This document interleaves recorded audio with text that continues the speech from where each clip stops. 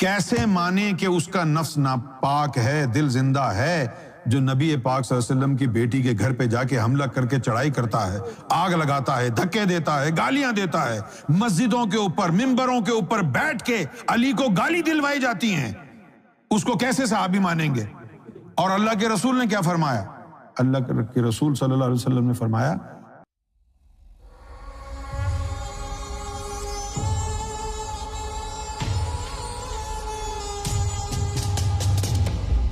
نبی کریم صلی اللہ علیہ وآلہ وسلم نے حضرت حذیفہ رضی اللہ تعالی عنہ کو غزوہ تبوک کے موقع پر 12 منافقین صحابہ کے بارے میں بتایا تھا کہ ان کی موت آخر میں دبیلا پھوڑا نکلنے کی وجہ سے ہوگی۔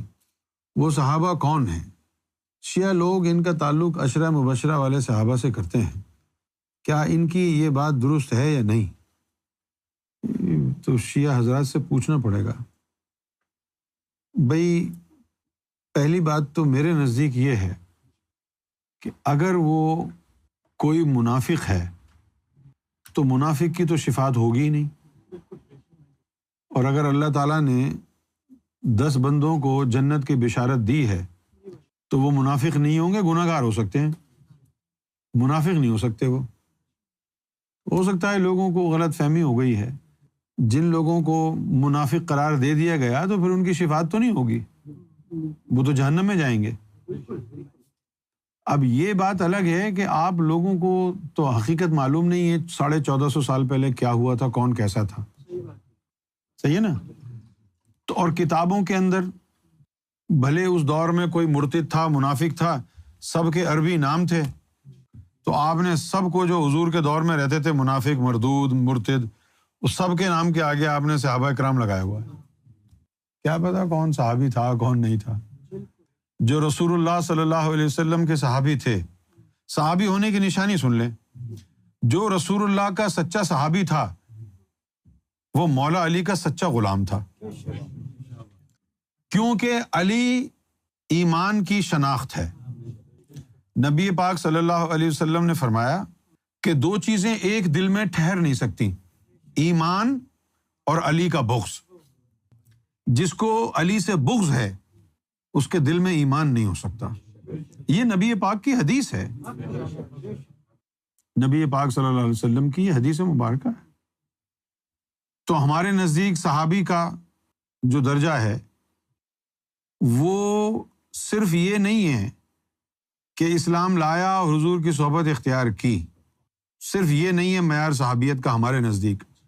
ہمارے نزدیک قرآن و حدیث کی روشنی میں صحابیت کا معیار یہ ہے کہ رسول اللہ کی صحبت اختیار کی، مولا علی کی غلامی اختیار کی، اہل بیت پنجتن پاک کا غلام ہوا، پنجتن پاک کی محبت اس کے ایمان کا حصہ بنی۔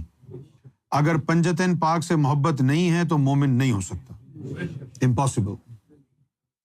تو جو صحابی جن کو آپ صحابی کہتے ہیں، اکثر جو لوگ مولا علی کو مسجد میں ممبر پر بیٹھے ہوئے خطیب پر تلوار تان کے کہتے تھے مولا علی پر لعن و تان کرو، سب و شتم کرو، تو آپ ان کو صحابی کہہ رہے ہیں؟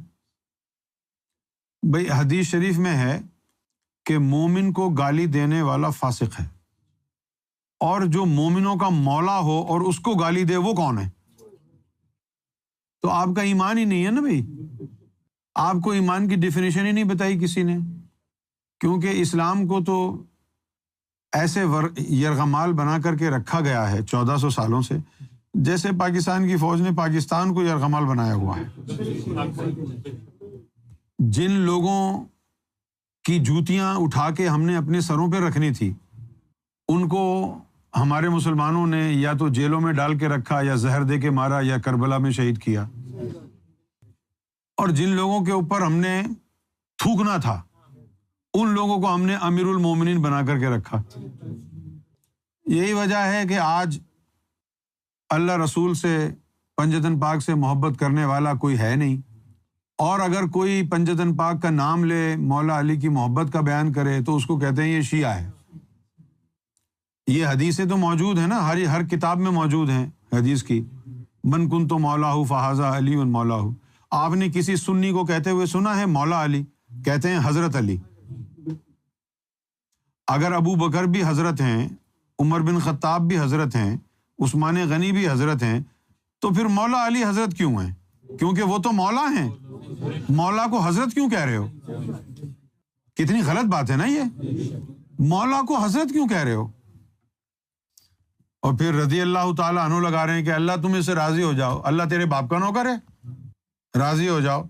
یہ سارے مولویوں کے بنائے ہوئے کام ہیں. ولیوں کے لیے رحمت اللہ لگا دو، صحابیوں کے لیے رضی اللہ تعالیٰ عنہ لگا دو. رضی اللہ تعالیٰ عنہ، اے اللہ اس سے راضی ہو. تیرے کہنے سے راضی ہوگا؟ اگر کسی کے دل میں علی کا بغض تھا، فاطمہ کا بغض تھا، تو 10,000 دفعہ روزانہ بول کے اللہ اس سے راضی. کیسے راضی ہوگا اللہ اس سے؟ لیکن مسلمانوں کی غیرت ہی مر گئی ہے، غیرت نہیں رہی ہے.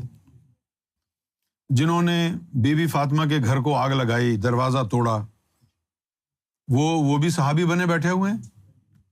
وہ کیسے صحابی ہو گئے بھائی؟ اور ایک بات جو ہے نا ہمارے شیعہ بھائیوں نے بھی چھپائی، اپنے لوگوں سے بھی چھپائی. انہوں نے کہا جی بی بی فاطمہ کا جو جنازہ تھا وہ رات میں اس لیے نکالا گیا کہ وہ پردے کی وجہ سے تھا. یہ جھوٹ ہے. اصل بات کیا ہے؟ اصل بات یہ ہے کہ بی بی فاطمہ کو جو کواڑ گرایا تھا نا عمر بن خطاب نے، اس کواڑ کی کیل موٹی زہر آلود وہ آپ کے پیٹ میں گھس گئی اور زہر پھیل گیا، اور 5-6 ماہ بعد اسی کی وجہ سے آپ کا انتقال ہوا. اتنی شدید مسلمانوں سے، ان لوگوں سے جن کو آپ صحابی کہتے ہیں، اتنی شدید نالاں اور ناراض تھی سیدہ فاطمہ کہ آپ نے علی کو نصیحت فرمائی کہ اے علی، میرے جنازے میں کوئی مسلمان شریک نہ ہو، تم اس کی جو ہے نا یقین دہانی کرنا. اس لیے مولا علی نے ان کے جنازے کا کسی کو نہیں بتایا، کیونکہ بی بی فاطمہ کا حکم تھا. کسی کو نہیں بتایا. رات کے اندھیرے میں جا کے تدفین ہوئی.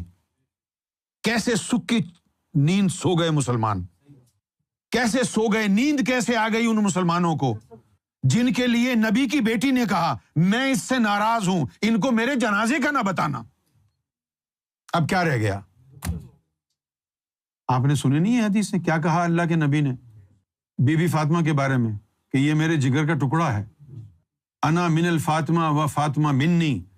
کیا فرمایا اللہ کے رسول نے کہ اے اللہ، جو فاطمہ کو دوست رکھے تو اس کو دوست رکھ، جو اس سے دشمنی کرے تو اس سے دشمنی کر. پھر کہا کہ جس نے فاطمہ کو اذیت پہنچائی اس نے مجھ محمد کو اذیت پہنچائی. اس کے باوجود کس نے مانی حضور کی بات؟ کتنا ظلم کیا گیا ہے اہل بیت پر، آل رسول پر کتنا ظلم کیا گیا ہے، کتنی نفرت کی ہے مسلمانوں نے اپنے نبی کی آل سے، اور کوئی سنی بتانے کے لیے تیار نہیں. بس یہ کہتے ہیں، طاہر القادری جیسے لوگ یہ کہتے ہیں زبان بند رکھو، زبان بند رکھو. کیا زبان؟ اللہ کے رسول نے تو فرمایا کہ جہاں برائی ہوتی ہوئے دیکھو زور بازو سے روکو. اتنی ہمت نہیں ہو تو زبان سے برا کہو. جب زبان سے ہم برا کہتے ہیں تو کہتے ہیں یہ تبرہ کر رہے ہیں. ابے تمہارے دماغ میں کیا ہو گیا ہے؟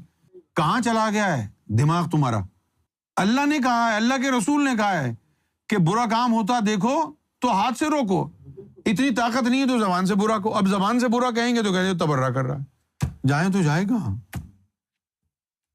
آپ نے مومن کا معیار قرآن سے سیکھنا ہے، صحابی کا معیار قرآن سے سیکھنا ہے.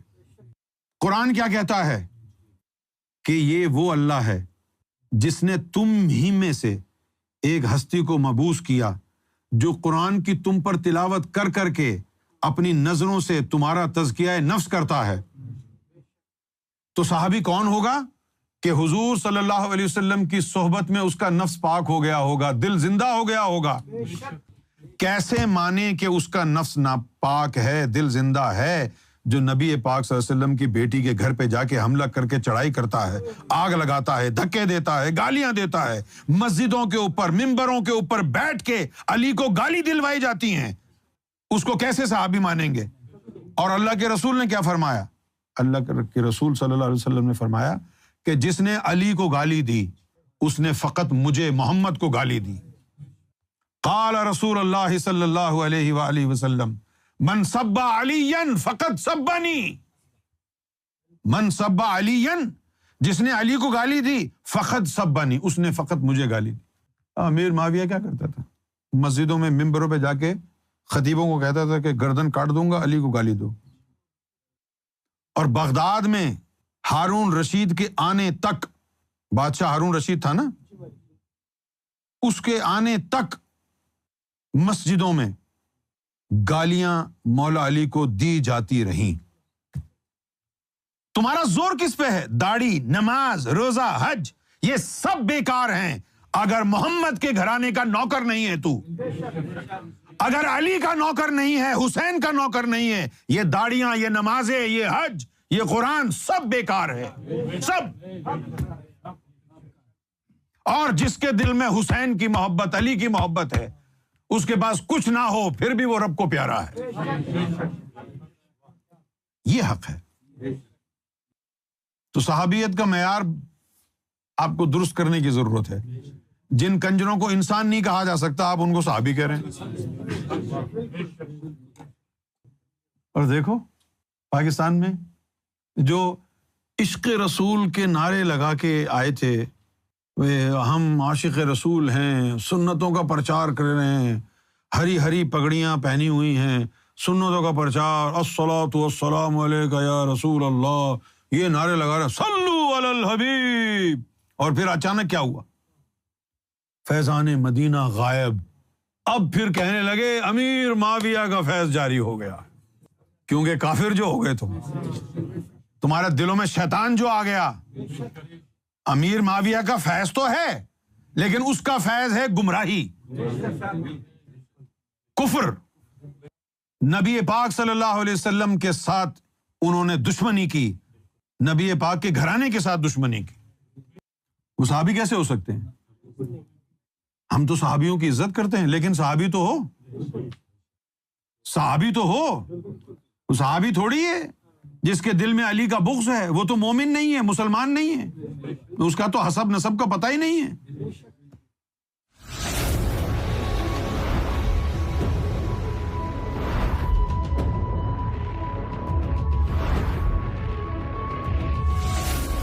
Amra TV, the place to connect with God.